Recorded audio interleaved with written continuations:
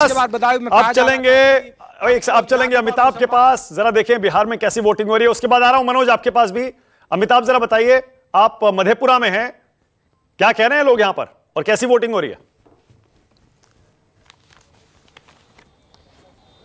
जी बिल्कुल, देखिए यहाँ सुबह से आज वोटिंग चल रही थी, मौसम भी यहाँ ठीक है और सुबह से यहाँ 10.71% वोटिंग यहाँ पे हो चुकी है। 9 बजे तक का जो आंकड़ा है, वोटरों की लंबी लंबी लाइनें यहाँ पे देखने को मिल रही थी। जो पहले 2 चरण में मतदान बिहार में हुए थे उस दौरान इतने वोटर नहीं दिख रहे थे, लेकिन इस बार जो है वोटर आपको दिख रहे हैं। कुछ लोग हम सीधे वोटरों से बात करते हैं, क्या इस बार मुद्दा क्या विचार है यहाँ का?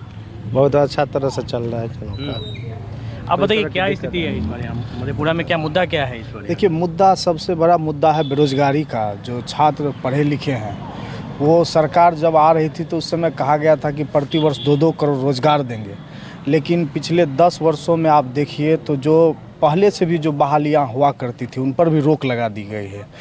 छात्र युवा बहुत परेशान है, महंगाई चरम पर पहुँच चुका है।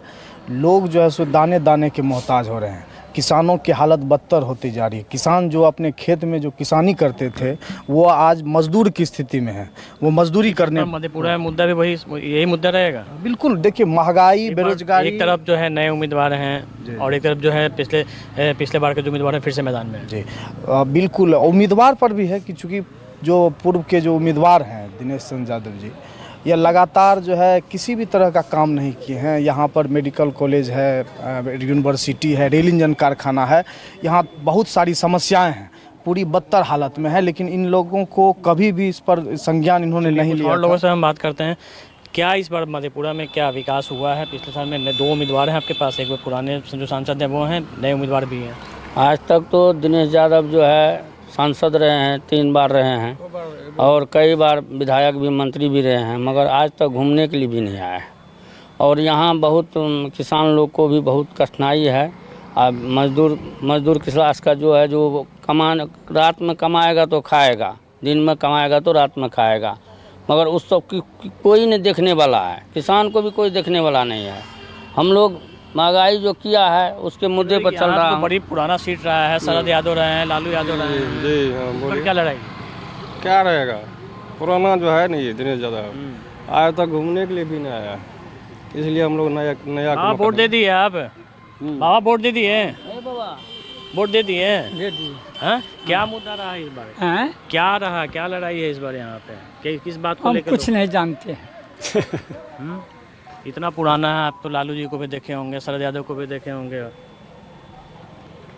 ककरों ने कुछ हो जानते हैं। ओके, अमिताभ लौटूंगा। जरा रिपोर्टर्स देखिए, ये ग्राउंड जीरो की रिपोर्टिंग न्यूज़ 24 कर रहा है। जहां जहां वोटिंग है वहां वहां हमारे संवाददाता मौजूद हैं। 12 राज्य 93 सीटें। जैसा मैंने पहले कहा, आधा चुनाव आज खत्म हो जाएगा, लेकिन वोटिंग की स्पीड इस तीसरे चरण में भी कम दिखाई दे रही है। वरुण, आपके पीछे कुछ भीड़ दिखाई दे रही है फिरोजाबाद में, जरा इन लोगों से बात करिए, क्या लग रहा है? वरुण, क्या कह रहे हैं लोग?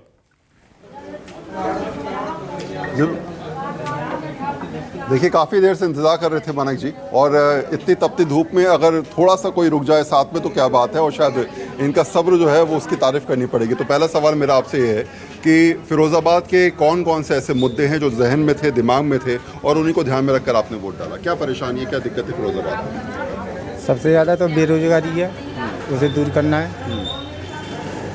और तो वैसे सब ठीक ही है। अक्षय यादव चुनाव लड़ रहे हैं यहाँ से, अखिलेश यादव का चेहरा जहन में आता हो उनको ध्यान में रखते हुए, जब अक्षय यादव के बारे में सोचते हैं, लगता है बड़ा नाम जब चुनाव लड़ता है तो परिस्थितियाँ थोड़ी सी टक्कर वाली होती हैं, क्या लगता है? हाँ, टक्कर तो है, खैर टक्कर है यहाँ बीजेपी और एसपी दोनों में। बीजेपी एसपी क्या स्थिति? हाँ जी, बीजेपी और भाजपा की और सपा की टक्कर तो है ही है यहाँ से, और दोनों ही अच्छे कैंडिडेट हैं, और ये तो रिजल्ट आने पे ही पता चलेगा कौन आगे निकलता है।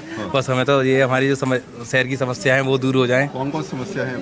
यही बेरोजगारी की है, स्वच्छता है, पिछले फिर भी कई सालों से बहुत कमियाँ दूर हुई हैं, और आगे और प्रोग्रेस करे, बस हम लोग तो यही चाहते हैं। बाहर में देख रहा था, लिखा था आई लव फिरोजाबाद, और उसके नीचे जो है वो कूड़ा पड़ा हुआ था। यहाँ सफाई की दिक्कत है। यही सब मुद्दे हैं जो दूर होने चाहिए।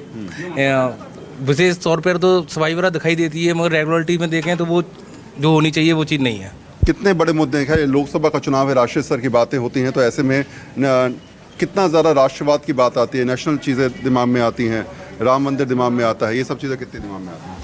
सर जब से राम मंदिर का निर्माण हुआ है काफ़ी चीज़ें हैं जो हैं अपने इंडिया में काफ़ी चेंज हो चुकी हैं, बट फिर भी जो फिरोज़ाबाद में सबसे बड़ी प्रॉब्लम यहाँ लाइट की है, जो गर्मियों में 70% ऑफ रहती है।